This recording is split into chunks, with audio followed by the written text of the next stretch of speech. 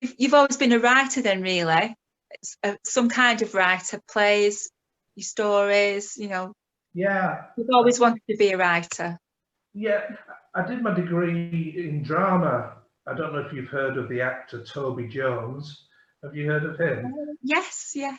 Very fair, great actor, not necessarily, always in the background, but he was on my course at college, and obviously he's gone on to fantastic things. But yeah, after doing my drama degree, I suppose I wanted, as you do, to be an actor and to be a star and well known like Toby.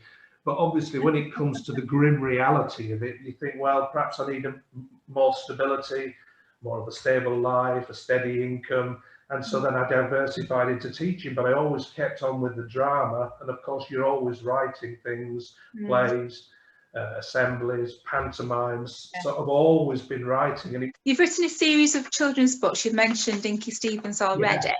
Yeah. What kind of books did you read yourself when you were a child or a teenager growing up?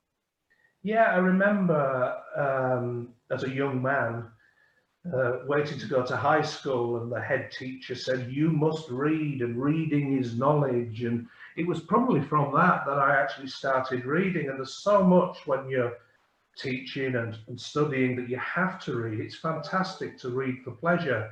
As a young man, I kind of gravitated towards the Stephen King books, even though they terrified me. It was always something macabre, something scary, something sinister. But these days I've diversified a lot.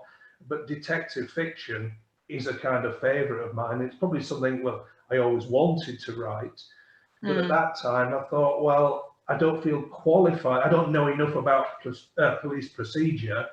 What can I write? I could write whodunits, but I couldn't write, a conventional crime fiction book. But then it was the brainwave. I just thought, well, hang on, why don't I create a schoolboy detective who operates within a school? Because I do know a lot about schools. And in some senses, it's a little bit of a parody. It kind of makes fun of the genre, terribly gritty and dark and gothic.